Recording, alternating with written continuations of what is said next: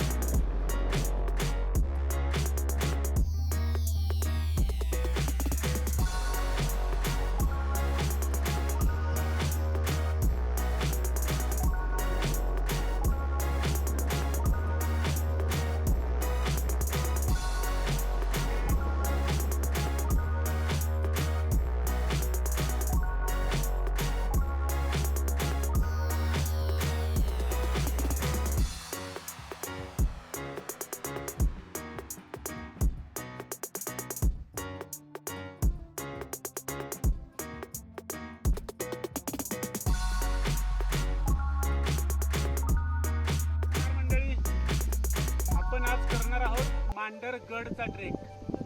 अगोदर हा ट्रेक कुणीही केलेला नाही. पूर्वीच्या काळी लोक जेव्हा गाड्या घोड्या नव्हते तेव्हा लोक चालत जायचे देवीच्या दर्शनाला. हा मांढरगडावर वसलेली काळूबाई देवीचं ठिकाण आहे. आपण पाहू शकता, आपण ट्रेकला सुरुवात केली ह्या गुंडेवाडी गावापासून. गावाच्या चारही बाजूला गाव डोंगराने वेढलेलं आहे.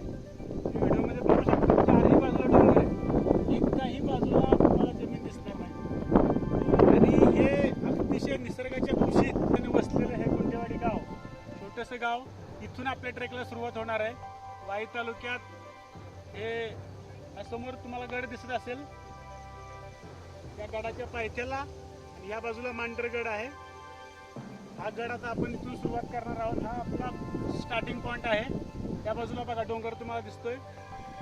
या पूर्ण डोंगराच्या पर्वतावर उंच गेल्यावर याच्या पुढे अजून एक टप्पा आहे, त्या टप्प्यावर मांढरगड आहे. तर आपण इथून सुरुवात करू. चला मित्रांनो.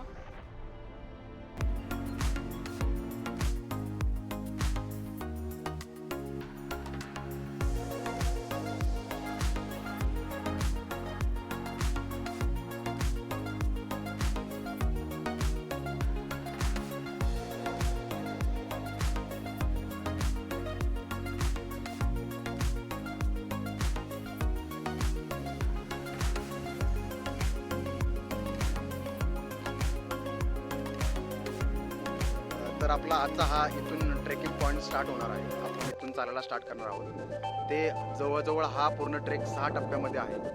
व्हिडिओमध्ये तुम्हाला लगेच समजणार नाही, आम्ही व्हिडिओ टाकत राहू. खूप मोठा असा आणि उंच असा डोंगर आहे. आमचा प्रयत्न असेल की लवकरात लवकर पूर्ण करायचा आणि कोणत्याही बाधामध्ये न येता आणि पूर्ण करून तुम्हाला संपूर्ण व्हिडिओ आम्ही दाखवत राहू.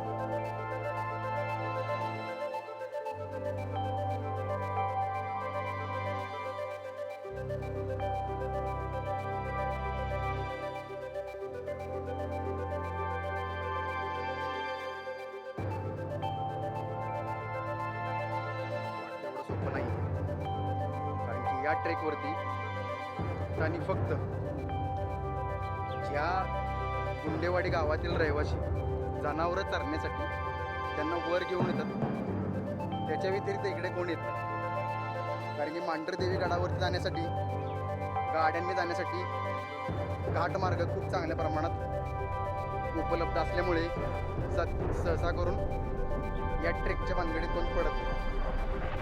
पण आमचं हे कुलदैवत आहे आणि आम्ही सह्याद्री प्रेमी आहोत, त्यामुळं आमचा दरवर्षीचा हा प्लॅन असतो फिक्स. आणि आम्ही या मांढरदेवी गडावरती एकही वर्ष न चुकता आम्ही दरवर्षी चालत असतो.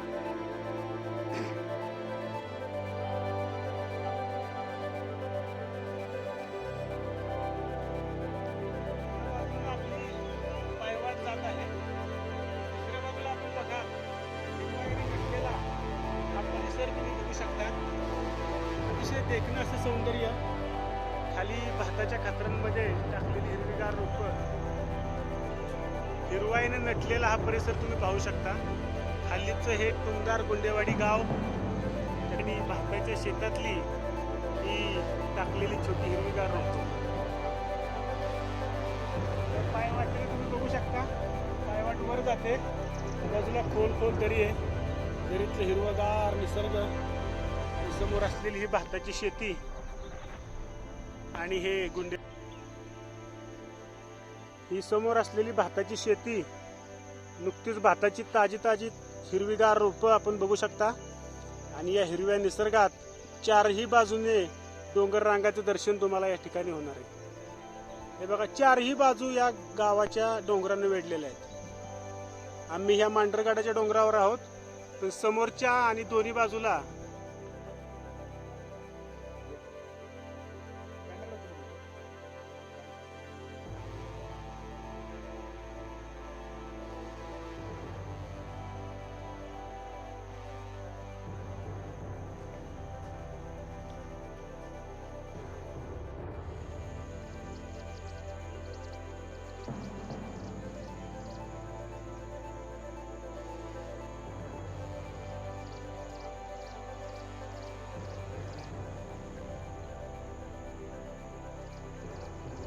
मस्त आल्हाददायक वातावरण यार, सुपर.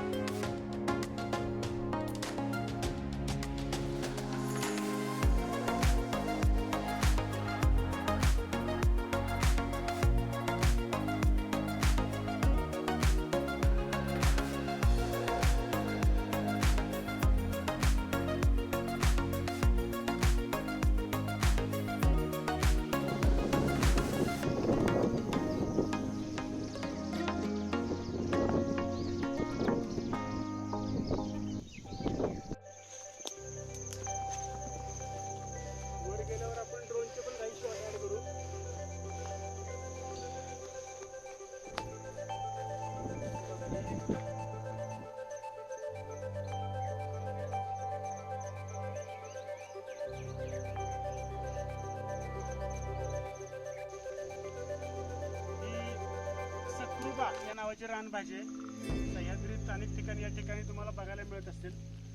ही अतिशय, पण ही खाण्यासाठी योग्य आहे का, म्हणजे लोकांसाठी त्याचा लाभ आहे का? नक्कीच तुम्ही कुठल्याही शंकेशिवाय ही भाजी खाऊ शकता. आमच्या बऱ्याचशा पिढ्यापासून ही भाजी आम्ही खातो.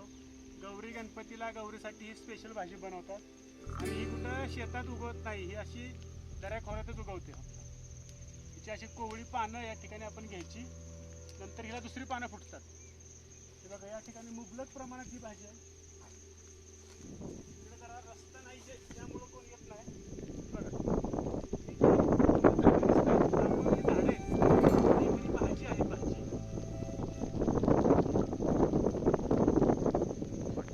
ही पूर्ण आम्ही वाट काढत चाललोय.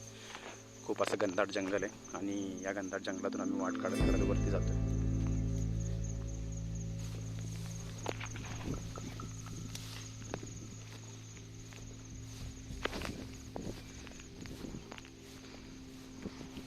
पाऊस आला रे हलका हलका.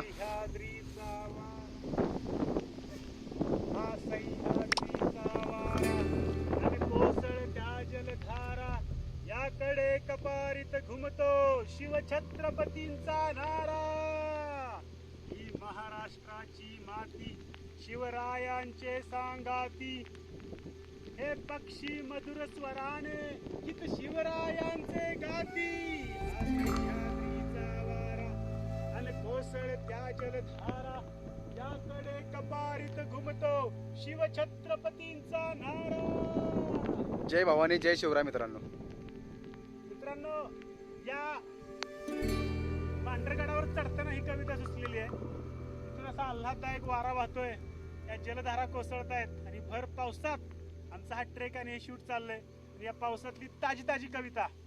हा सह्याद्रीचा वारा आणि कोसळत्या जलधारा याकडे कपारीत घुमतो शिवछत्रपतींचा नारा. ही महाराष्ट्राची माती शिवरायांची सांगाती, हे पक्षी मधुर स्वराने गीत शिवरायांचे गाती. जय शिवाजी. जय भवानी जय शिवराय.